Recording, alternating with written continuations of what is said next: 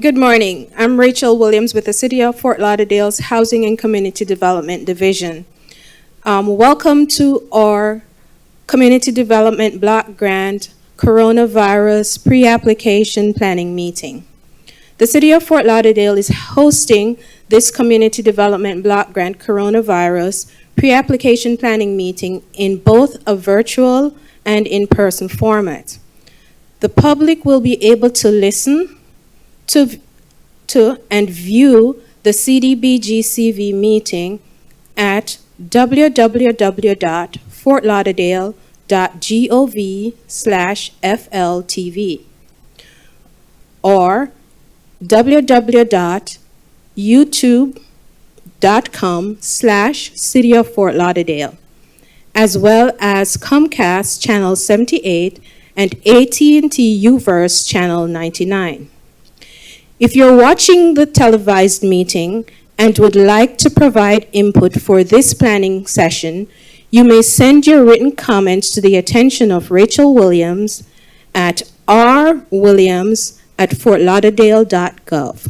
Again, you may send your written comments to Rachel Williams at rwilliams@fortlauderdale.gov, or you may call 954-828-4539 to provide a verbal input by August 26, 2020 at the close of business 5 p.m. All comments received within the specified time frame will be evaluated based on the CDBG-CV guidelines and will be incorporated in the final application accordingly. Thank you for actively participating in your community's planning meeting process.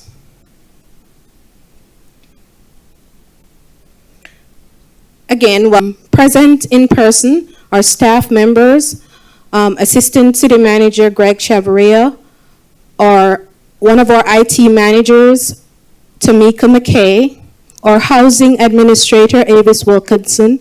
From our Budget Office, we have Yvette Wilkinson. And again, my name is Rachel Williams, Housing and Community Development Manager. The purpose of this meeting is to introduce the grant to the public and explain the uses and receive comments on ideas to utilize these funds in the upcoming application.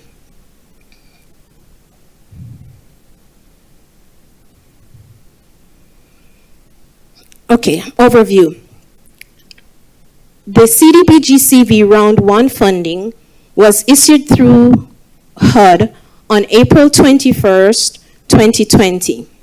HUD allocated about $2 billion nationwide for using the fiscal year 2020 funding formula. From that first round, the city received approximately $900,000, which we utilized for rent assistance and emergency business assistance. The second round has been administered through the states, and entitlement communities like ourselves, like the City of Fort Lauderdale, is eligible to apply. And in round 1 of the CDBG funding that was issued, round 2, that was issued on May 11, 2020, HUD allocated $1 billion nationwide directly to states for use in both entitlements and non-entitlement communities. And this is where we're applying today. We're applying to the state to the Department of Economic Opportunity to participate in this grant funding. Eligible applicants are entitlement communities and small cities. Ineligible applicants are counties and cities with population less than 50,000. So Fort Lauderdale stands in a very good position to access these funds because we do meet the applicant criteria.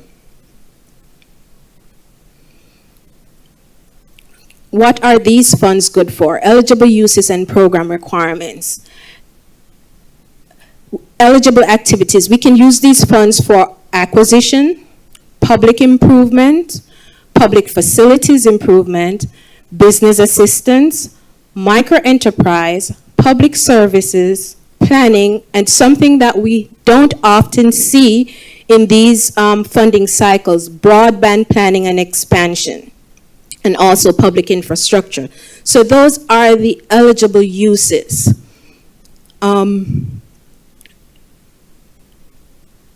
These activities, however, must have a tie to COVID-19. Other funding is not available.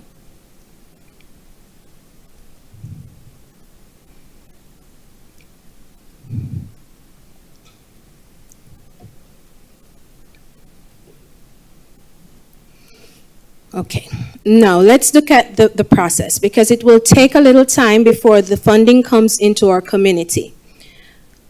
And this slide is just to give you an overview summary of what the process entails.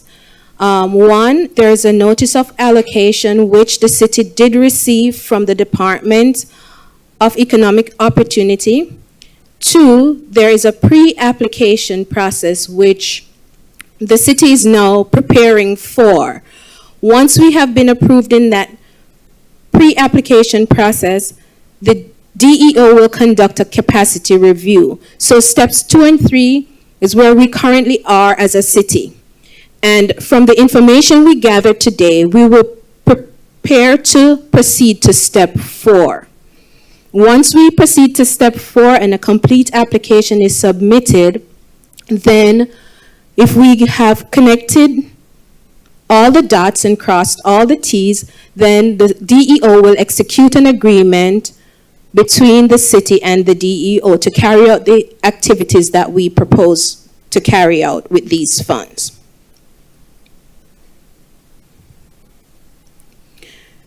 I am going to break one moment just to allow the people who are here in person to ask questions so that we can provide as much information as possible to the community.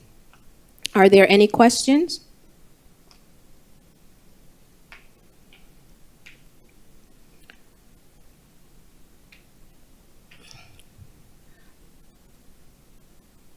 I do have a comment card with Mr. Ted Greer.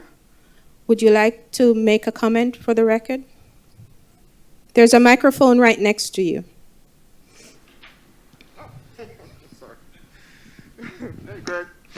Good morning. Good morning. Sorry, it won't be long. I wanted to take time to be here just to speak in support of broadband in our community, particularly in underserved, poor communities. I'm from the 33311 zip code area. High poverty, a lot of issues, lack of access to technology, to the support that families need to empower themselves, to strengthen their family base. They need broadband. They need access to information. In a time when we're experiencing a virus that's killing people, especially those that are underserved and minority-based communities. And part of the reason of that is there's a lack of access to information readily available to these families. And my Bible tells me, for a lack of knowledge, the people perish. And that's exactly what we were seeing in this community. And so I would support anything that the city can do to help mitigate this virus. Partially is improving our infrastructure to help our families, help communities, help organizations serving those communities as well. So I just want to put that on the record. Ted Greer Jr. supports anything that the city will do, particularly as it relates to broadband. Thank you. Thank you, Mr. Greer. Remember, those participating in the televised setting, remember, you can send your email comments to the attention of Rachel Williams at rwilliams@fortlauderdale.gov. rwilliams@fortlauderdale.gov.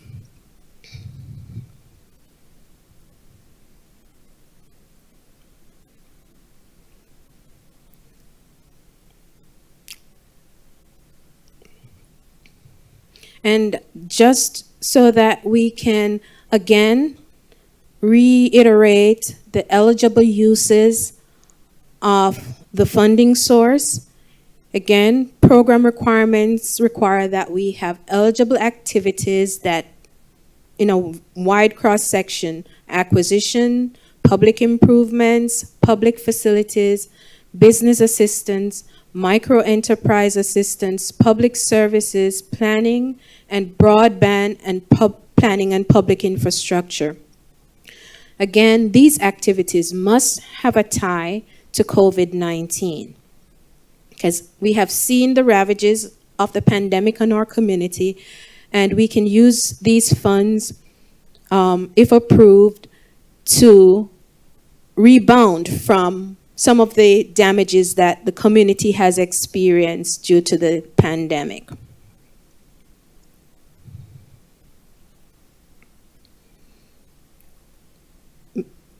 Ms. Avis, could you check to see if there are any emails coming in from any of our viewers?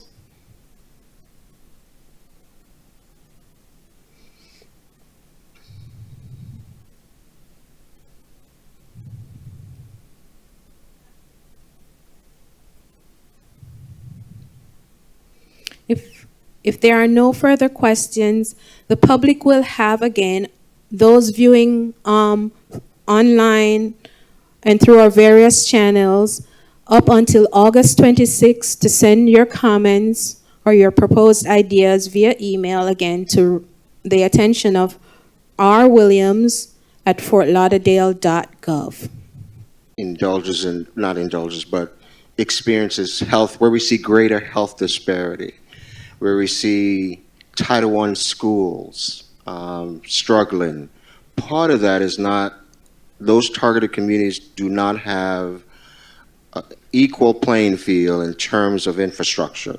There's not much attention in those zip codes areas to improve infrastructure, to improve broadband. So as I said, so as our kids, a lot of these families don't have a computer, don't have internet, don't have access to the information that you and I may have. So I want to make sure that if the city is in a position to improve those situations, and I would suggest the investment is made, that will be rewarding from our citizens, the taxpayers, to find it better to access information, education, healthcare, all of the above, especially in this time of COVID. As I'm part of an organization that serves our community, I see it every day. I see the results. I see the disheartening results of people who don't have infrastructure or have access to all the things that our taxpayers need in this community. So if there's an opportunity for the city to provide an investment or provide funding to support to build that infrastructure, then I would certainly want to be a part of that. Okay. Thank you so very much. While we wait to receive comments from our neighbors watching online, I'd like to make an important announcement. Because we're hosting this meeting in this format, we will host a second meeting on August 27th here in the Commission Chambers at 100 North Andrews Avenue at 10 a.m. And all the comments that are received by August 26th will be reviewed during that meeting for the record, and from there we'll develop a plan to submit our full application to the state. Thank you so very much for participating, and those of you who are watching from home or from your electronic devices, we will resume again, as I said, August 27th to review the comments received and to prepare a plan to move forward. Thank you so very much for participating.